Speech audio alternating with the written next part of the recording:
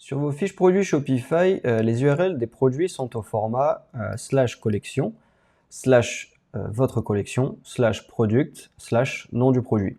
A priori, ça a l'air de poser aucun problème. Sauf que si on regarde dans le code source d'une fiche produit, en fait, ce qui se passe, c'est que Shopify, via la balise canonical, indique que la vraie URL à référencer, ce n'est pas celle avec /collection, /catégorie, c'est celle avec /product, /nom du produit. Et justement, si je clique sur cette URL, est-ce que vous voyez une différence entre cette page-là et cette page-là?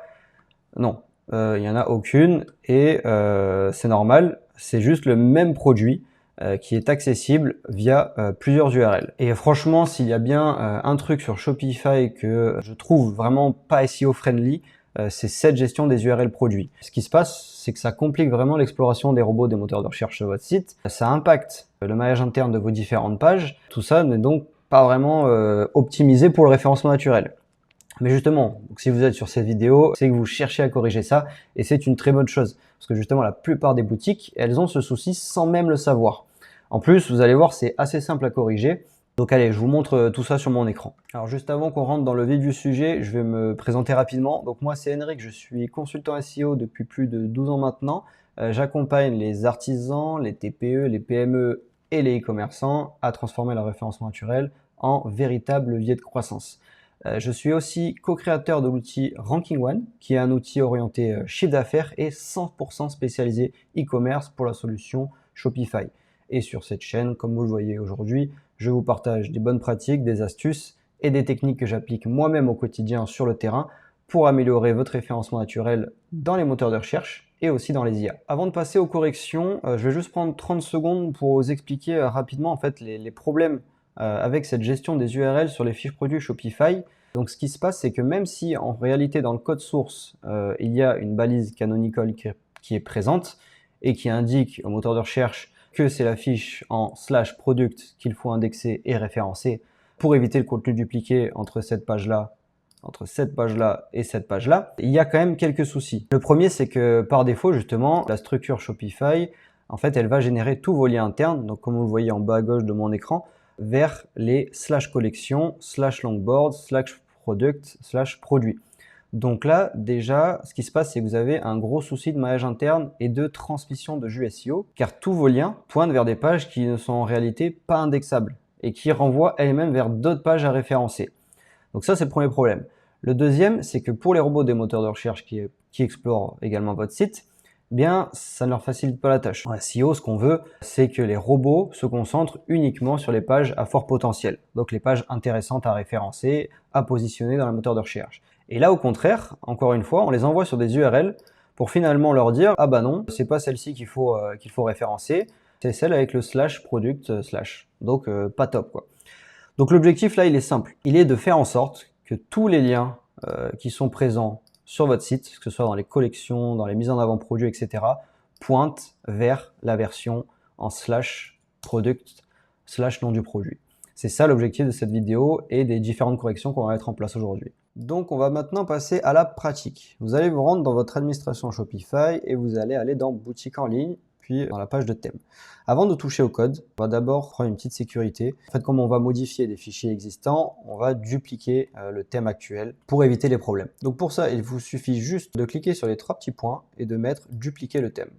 Voilà, donc ça, c'est la première chose à faire. Comme ça, vous gardez une copie intacte de votre thème. Voilà, ça, c'est vraiment très pratique pour le coup sur Shopify. Et au moins, si quelque chose vous semble bizarre pendant la manipulation, il vous suffit juste de revenir sur la version précédente en un clic. Ensuite, on va maintenant aller dans l'éditeur de code. Donc là, c'est dans boutique en ligne, les 3 petits points et modifier le code. Alors comme d'habitude, ici, ça peut un peu impressionner, mais rassurez-vous, ce qu'on cherche, c'est simplement un tout petit bout de code qui s'appelle within collection. En fait, c'est ça qui ajoute les /collection dans les différentes URL de vos produits. Donc là, il vous suffit en fait d'aller dans la loupe, de rechercher, je l'avais déjà préparé, donc within collection, vous lancez une recherche et le thème va vous remonter tous les endroits où ce code apparaît. Et ensuite, la correction, elle va être très simple. En fait, partout où vous voyez product.url avec la barre within collection, il vous suffit juste de retirer cette partie-là avec le within collection pour garder juste la version avec product.url.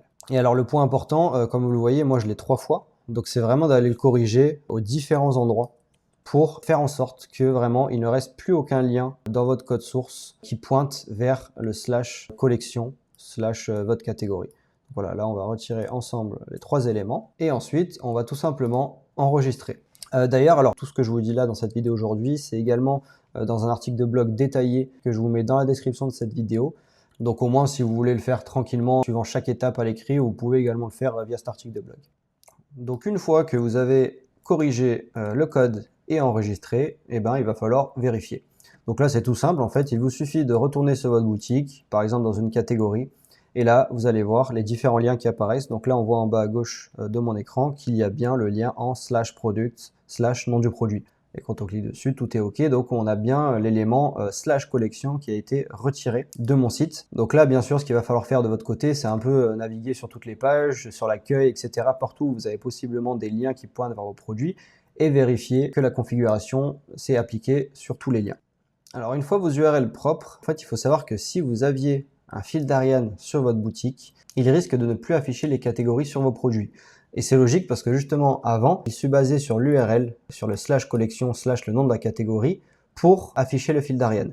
Mais cet élément-là, on vient de le retirer. Donc si c'est le cas que vous avez un fil d'Ariane, pas de panique, ça se corrige aussi très bien. Je vais vous montrer tout ça maintenant et le résultat sera même meilleur puisque avant en fait le fil d'Ariane se mettait en automatique, mais là avec la configuration que nous allons faire, vous pourrez définir avec précision la collection que vous voulez justement afficher dans votre fil d'Ariane. Donc là, pareil, vous allez suivre mes étapes à l'écran. Alors, il va falloir aller dans les paramètres de votre boutique Shopify tout en bas à gauche. Puis vous allez cliquer sur champ méta et objet. Ensuite, dans produits. Et là, vous allez ajouter une définition. Donc là, celle-ci, vous l'appelez breadcrumb. Breadcrumb, ce qui signifie fil d'Ariane en français. Vous mettez en type une collection, du coup, qui sont vos catégories, et vous enregistrez. Ensuite, vous allez retourner donc dans vos produits. Hop, tout en bas, vous allez avoir le champ méta, ici. Et là, vous allez voir, il y a donc le champ breadcrumb qui est apparu. Donc là, vous pouvez sélectionner une collection que vous voulez rattacher à votre produit pour votre fil d'Ariane. Donc, je vais vous laisser faire ça sur vos différents produits. Et ensuite, nous allons retourner donc dans boutique en ligne, dans modifier le code. Et ici, ce qu'on va chercher, c'est un fichier qui s'appelle breadcrumb.liquid. En général, c'est ce nom-là. Et il est dans le sous-onglet snippet. Et donc, c'est cette partie-là, justement, qui va nous intéresser. Celle avec le if collection URL qui génère le fil d'Ariane en fonction de l'URL. Donc, il va falloir la remplacer par le code avec le métachamp qu'on vient de définir. Et là, alors pour vous faciliter la tâche, moi ce que j'ai fait, c'est que j'ai préparé en amont le code dans l'article de blog. Donc c'est le même article de blog sur le retrait des URL de collection Shopify. Alors il est en bas de l'article. Donc il y a bien sûr tout le tuto avec le fil d'Ariane. Donc ça c'était le code de base que j'avais sur mon site. Donc ça je vais prendre celui-ci. Je vais retourner dans mon code. Et donc je vais modifier ici les informations. Hop, pour avoir le code modifié. Je vais enregistrer et avec cette modification, du coup, le fil d'Ariane, il va s'afficher à nouveau sur mon site. Et c'est encore mieux puisque maintenant, il est directement rattaché au produit lui-même et plus à l'URL. Donc, il s'affiche correctement, quelle que soit la façon dont on arrive sur la page. Donc, ce qui est bien, c'est que c'est vraiment vous qui choisissez à la main quelle collection vous voulez afficher dans le fil d'Ariane, produit par produit.